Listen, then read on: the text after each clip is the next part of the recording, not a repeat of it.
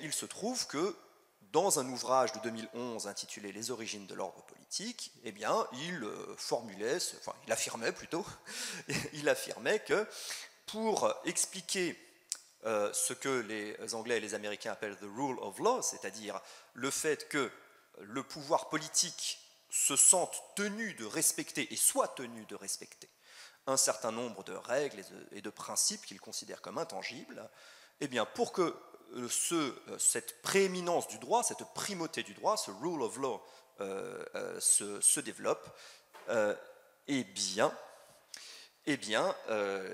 a fallu la religion, il a fallu des grandes religions en tant que force sociale suffisamment puissante pour limiter le pouvoir politique, le pouvoir du prince, on dira à un certain moment le pouvoir de l'État.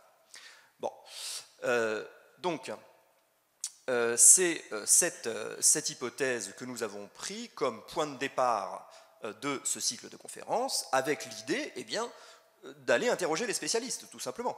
C'est-à-dire, on prend une thèse très générale, sans doute simpliste, comme toutes les thèses qui servent de point de départ à la discussion, et puis, nous allons interroger des historiens du droit, des gens qui sont par métier, pour le coup, dans l'érudition, dans la recherche beaucoup plus précise, qui travaillent sur des manuscrits, qui font tout le travail que ne peut pas faire un théoricien politique, bien sûr. Et donc soumettre cette thèse et leur demander, qu'en pensez-vous ? Est-ce que ça se tient? Est-ce que c'est partiellement vrai? Est-ce que c'est complètement faux? Voilà quelle était l'idée. Et nous avons pu déjà faire, Géraldine le rappelait, 6 conférences, je crois. Une première conférence passionnante sur l'Empire byzantin, une deuxième sur le catholicisme latin, déjà une conférence sur le judaïsme, avec Stéphane Goldsberg qui nous écoute, je crois, et une première conférence sur l'islam en attendant une deuxième. Et puis, ce qui devait être une deuxième conférence judaïsme a pris des proportions plus importantes. Puisque nous avons vu qu'il y avait de nombreux chercheurs brillants et particulièrement compétents pour aborder cette question de religion et prééminence du droit dans le judaïsme antique. Voilà. Pour l'idée de départ de cette journée et la façon dont nous l'avons organisée.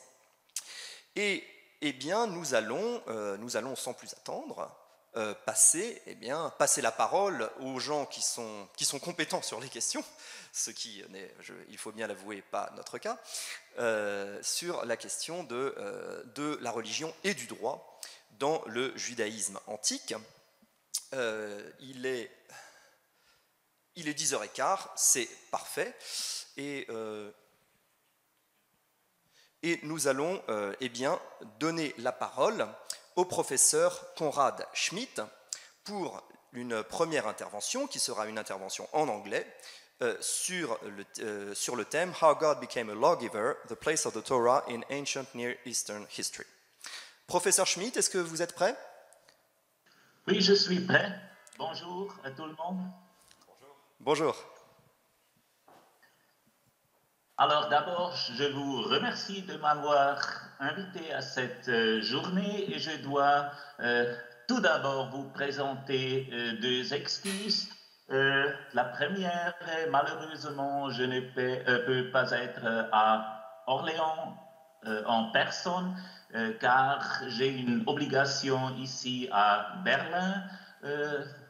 En Allemagne. Et la deuxième excuse, j'ai décidé de donner ma conférence en anglais. C'est plus facile pour moi comme ça.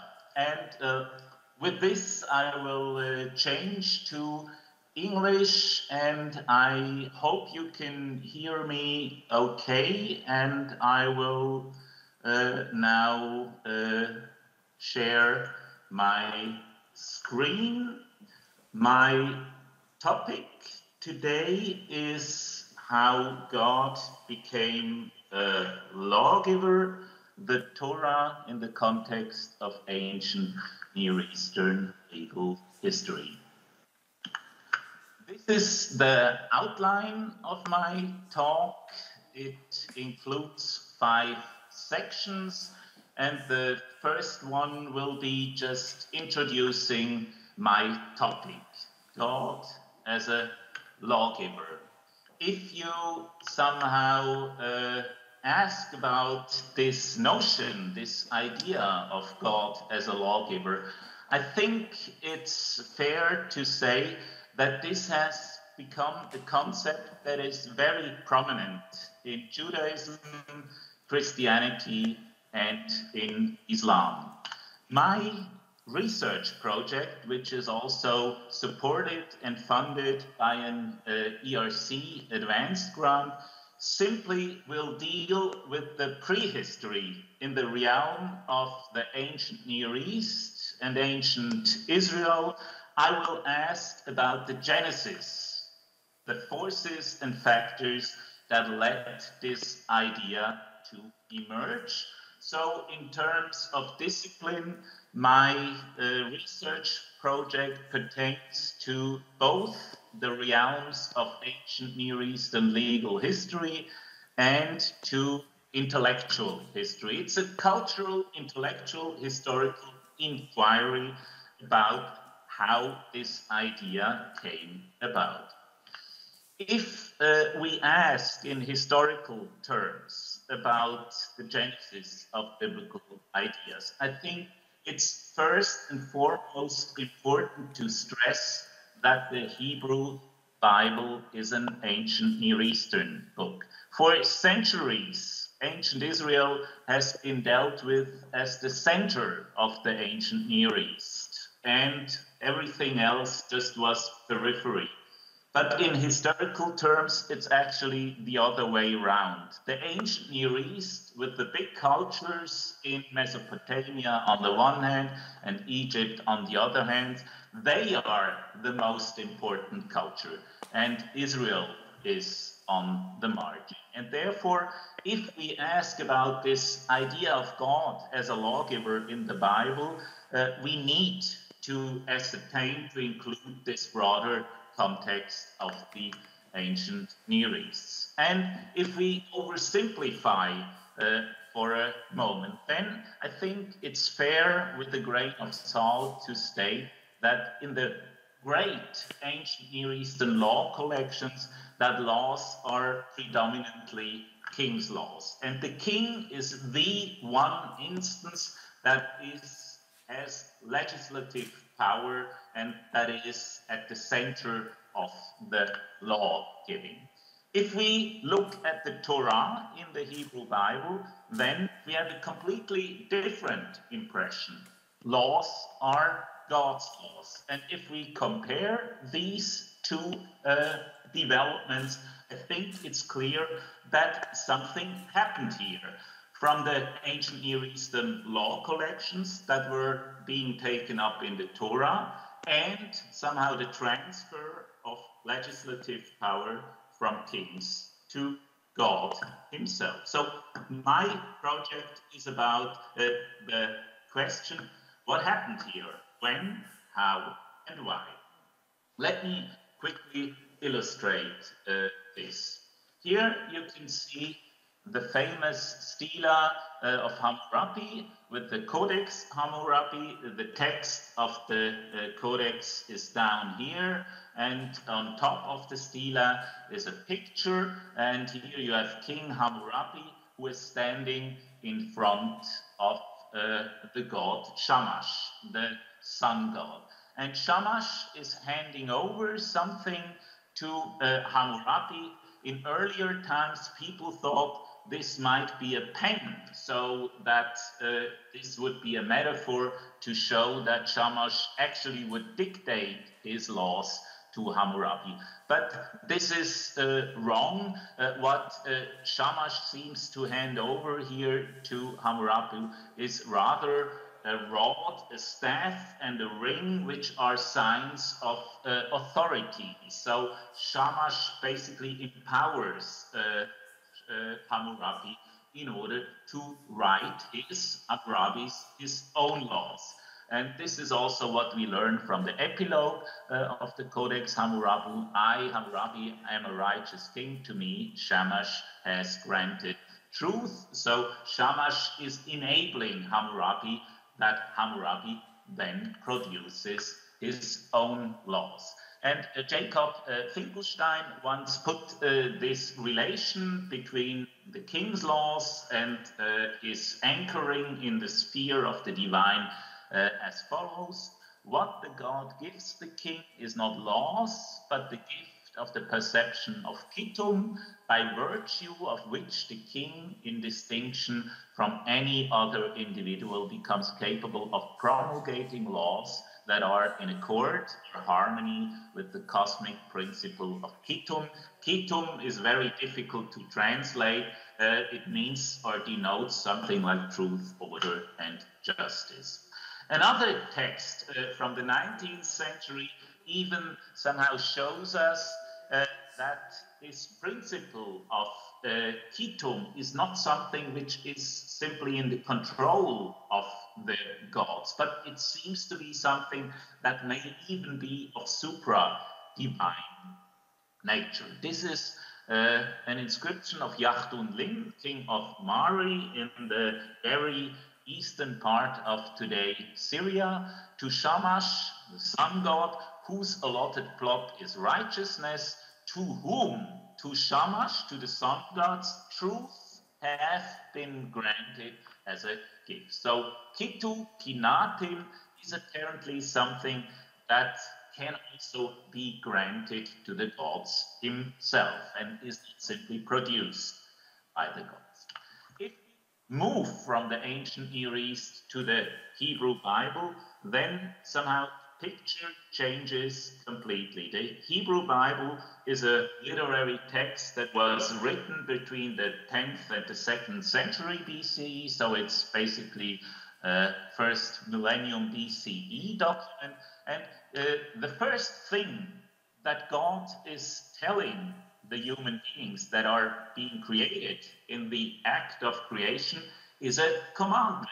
It's a law. So God doesn't somehow welcome the human beings, but the first thing that he is doing, he is giving them a commandment: be fruitful and multiply. I think this already shows how elementary this idea of God as a lawgiver is in the Bible. And then, of course, we have in the Torah this very large scenery of Moses, who receives the laws from God from Mount Sinai. In literary terms, it's nearly half of the literary material in the Torah that is occupied with this process of law giving. From Exodus chapter 19 up to Numbers chapter 10, Israel is standing at Mount Sinai and Moses is receiving the God's laws from him on this mountain. So this really shows, on the one hand, how prominent this idea is, and on the other hand, how much highlighted the divine origin of the law is. So back to my question: if we see in the Torah, the biblical law, that laws are as they are presented now, that they are God's laws, we need to ask what happened here. And if we apply a historical question to the Hebrew Bible, one very basic and elementary distinction is of crucial importance. And this is the differentiation between the world of the narrative of the Hebrew Bible and the world of the narrators of the Hebrew Bible. If you look at the world of the narrative of the Hebrew Bible, then it's clear the Hebrew Bible starts with the creation, then it proceeds to Abraham, Isaac, Jacob, the Exodus, the Sinai, then the period of David and Solomon, and so on. And the last events that are reported in the Hebrew Bible belong to the Persian period, the dedication of the second temple. But if we somehow look at the Hebrew Bible in a historical, in a critical way, then it becomes clear that, of course, the world of the narrative is not identical to the world of the narrator. There is some overlap, but the world of the narrators, at least somehow, what regards the written text, there may be some older oral materials that have emerged here, but as regards the written text, we can safely say that there are no written texts in the Hebrew Bible that predate the 9th century, and the Hebrew Bible then was written, say, between the 10th, 9th century up to down to the 2nd century. So if we read the texts about the Sinai revelation, the giving of the law from God to Moses, this is of course not an event that that somehow was written down in the 12th century, but these texts somehow stem basically from the Babylonian and the Persian periods. If we ask how God became a lawgiver, I think it's of course important to know some basic elements of how God developed in terms of his conceptualization in ancient Israel. And I can here, due to the brevity of time, only give a few very basic hints. If you would like to know more, then I can recommend the book by Thomas Römer, L'Invention de Dieu, Thomas Römer, who is the administrateur du Collège de France aujourd'hui. So the first time that the biblical God is attested, this can be found in some 14th century BCE inscriptions from Egypt, and they put Yahu, the biblical God, in a relation with the Shasu nomads. These nomads, we know them from this area here, what we would call in ancient times Edom, between the Dead Sea and the Red Sea here. And this allocation of the biblical God in the south also resonates with some ancient texts of the Hebrew Bible. Judges 5. Judges chapter 5 is probably one of the oldest texts that we have in the Hebrew Bible, maybe from the 10th century.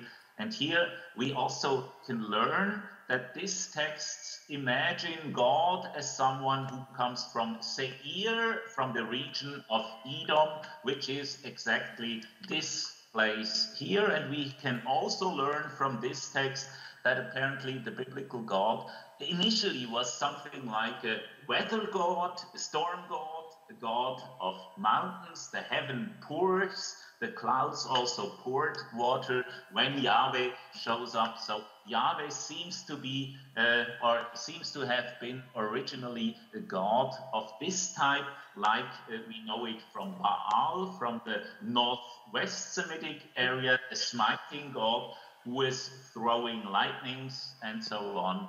And this text in Judges 5 also brings Yahweh into a connection with Sinai. So we have here a little description, Sinai. We do not really know whether it's a gloss, but it's interesting that Sinai is mentioned here as well, but apparently not as the mountain of lawgiving, but the mountain of theophany. And this is an insight that also already goes back to the 19th century. Julius Wellhausen, the great biblical scholar, already wrote in 1882, the truths and ancient significance of Sinai is entirely independent from the law-giving. It was the dwelling of the deity, the holy mountain.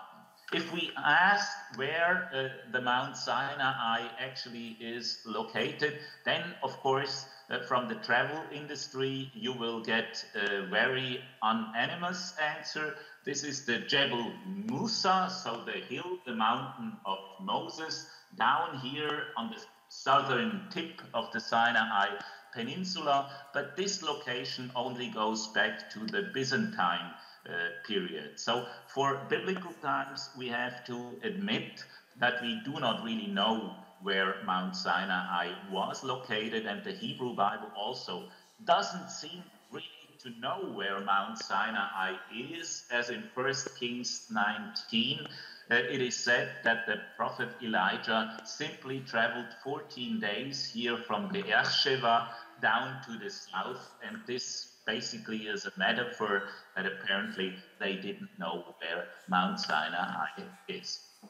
Then in the 9th, 8th century, we can somehow reconstruct that with the emergence of statehood, first in the north, Israel, and then also in the south, in Judah, that apparently God is now conceived as a king, and this can be explained very well in anthropological terms. Yahweh now becomes a big God, so how societies conceive of their deities is dependent upon their socio-economic development. And here you can see this gray pillar here shows that in pastoralist societies, so these are societies that have cattle industry, farmers, and so on, that here you have the idea of high gods, whereas with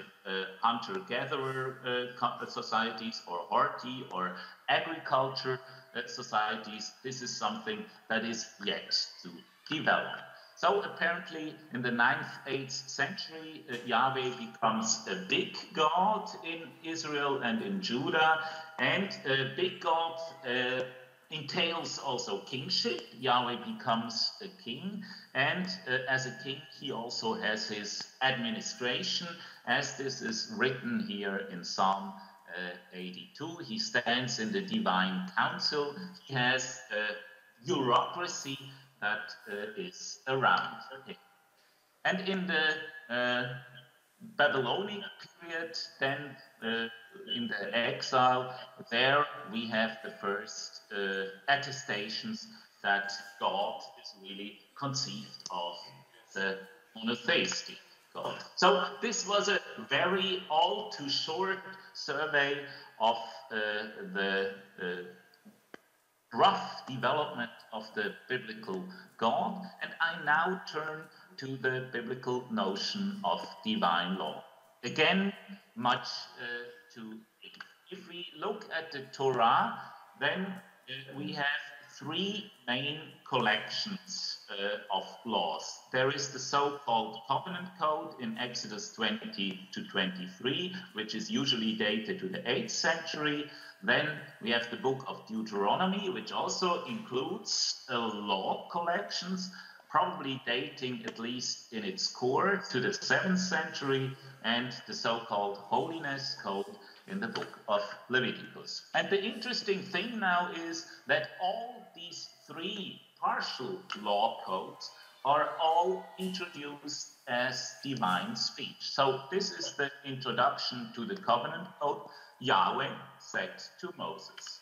In the Holiness Code, this is the second law collection, also Yahweh spoke to Moses, and also in Deuteronomy, these are the words that Moses spoke to all Israel. Yahweh, our God, spoke to us at Horeb, that is Sinai. So in Deuteronomy, it's a little bit more complicated because this is just the speech of Moses, but in the very beginning, he already says, Yahweh has spoken to us.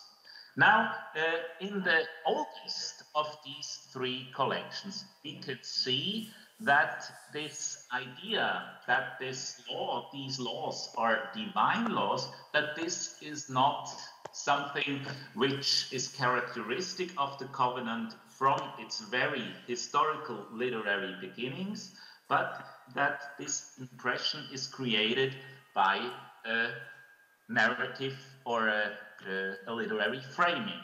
The covenant code in Exodus 20 to 23 includes a core, and this core is formulated like ancient Near Eastern laws in the third person, whereas we have a theological framework as a prologue and as an epilogue, and in this theological framework we find this idea of divine laws. So if we quickly look at this core, this looks like this. This is just one sample piece from Exodus 21. If an ox gores a man or a woman. This is a very famous case in ancient legal history, and we also know this from the Codex Hammurabi in paragraph 251. So there is exactly the same case if an ox gores a man and he's hurt, then this and that has to happen. So therefore, I think it's fair to say that the core really somehow reflects these ancient Near Eastern legal tradition, whereas the theological interpretation in the framework elements to the covenant code, that they introduce as a secondary element this idea of divine laws. This is very, very important because in earlier phases of the scholarship, the idea of divine law was conceived to be the oldest part of ancient Israelite law giving. But today it's actually quite a consensus that the legal tradition in ancient Israel in the beginning was very, very close to its ancient Near Eastern precedents, and the divine laws element are part of a later redaction. So in historical terms, we can say that probably somehow from the covenant code, which the core belongs to the 8th century, that out of this framework elements here, the idea of divine laws intruded first into Deuteronomy and then also affected Leviticus. I come to my 4th chapter. How did this idea of divine laws come about? And here I think if we ask about basic religion or religious historical developments, it's helpful to remind of one observation that was made by Thorkild Jacobsen in his famous book, The Treasures of Darkness. Thorkild Jacobsen was a very famous Assyriologist, and he spoke of the political morphism of ancient Near Eastern religion. That is, religion was conceived of political language, and this is also true for ancient Israel. And I will now limit myself just to 3 possible factors or forces that enabled and eventually also led to the idea of God as a lawgiver. We saw that the biblical God originally was a storm god, a mountain god here from the south, and at some point, probably in the 10th and 9th century, he came to Jerusalem by some migrants who came from the south and entered Judah from there. And Jerusalem is a very old town that goes back to the 2nd millennium BCE, and Jerusalem, as already its name shows, Uru-Shalim, the city of Shalim, is a town that is closely connected with solar imagery. Shalim and Shachar, this is dusk and dawn, so the rising sun and the downgoing sun. And in Jerusalem, we also can assume that the Temple of Solomon, which is now buried here under the Temple Mount, only the western wall from Herodian time, mainly Herodian time, is visible, so that the Solomonic Temple that we can reconstruct from 1 Kings 6 to 8, that this was probably a temple that also was directed towards the sun.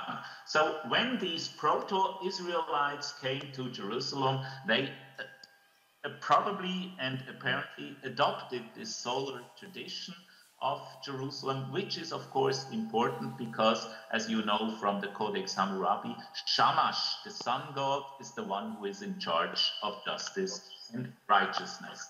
And we indeed find then some texts from the monarchic period, 9th to 7th century, the idea that Yahweh indeed is the sun. So we have explicit identification of Yahweh with the sun here. Or in this prophetic text here, Zephaniah, when God somehow shines up, then he brings justice.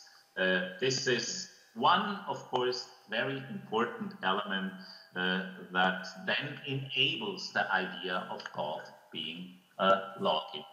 The second factor that is probably even more important is that at some point in the intellectual history of ancient Israel, God was conceived as the political overlord of Israel. And this has to do with the reception and adaptation of Neo-Assyrian imperial ideology. The Assyrians between the 9th and the 7th century BCE were the first worldwide empire in that region of the world, and they had a very distinct ideology of how to treat their subdues.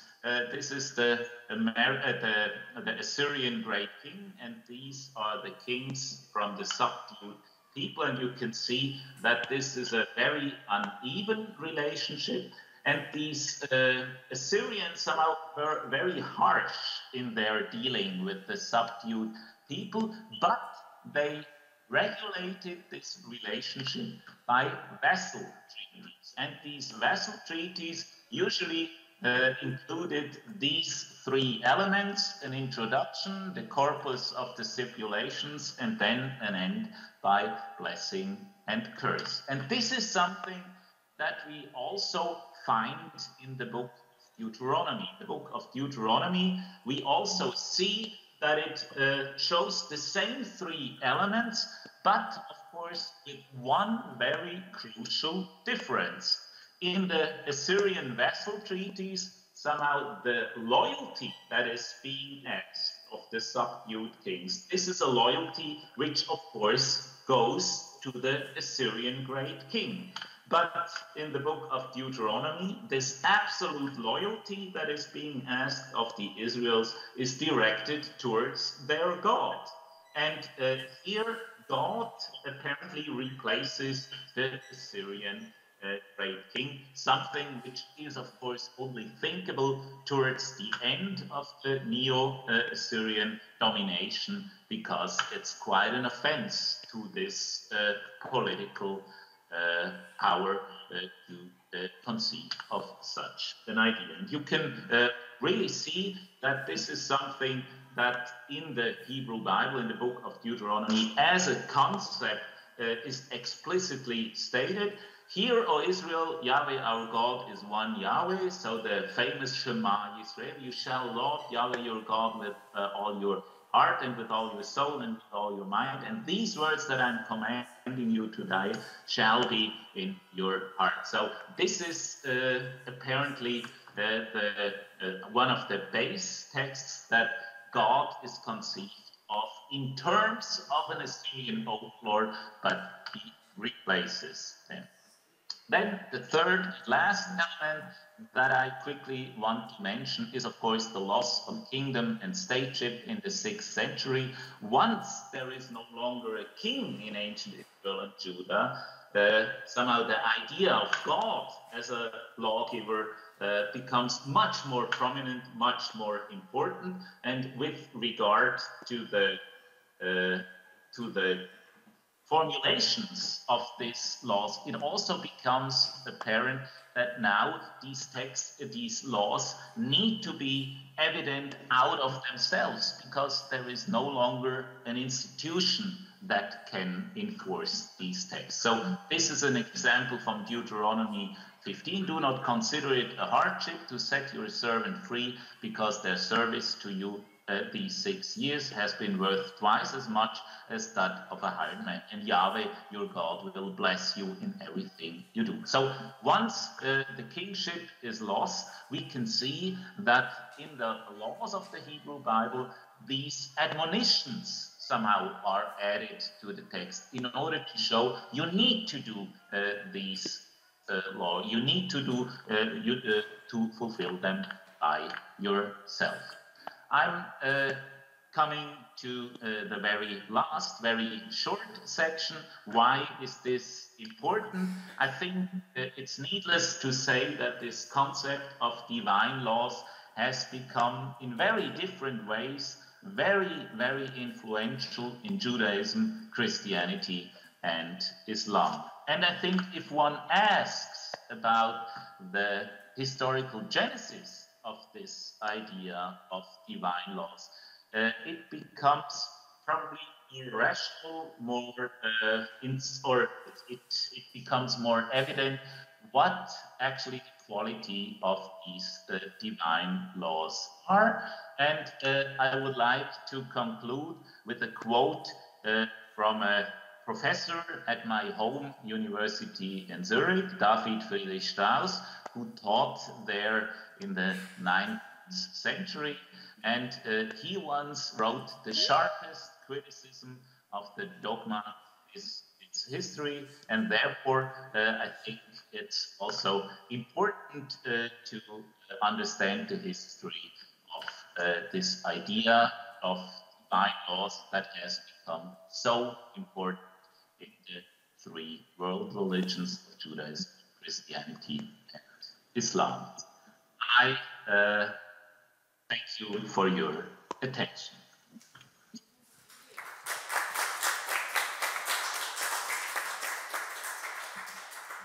Merci beaucoup, professeur Schmid. Je me permets de parler en français pour cette très belle et très éclairante intervention.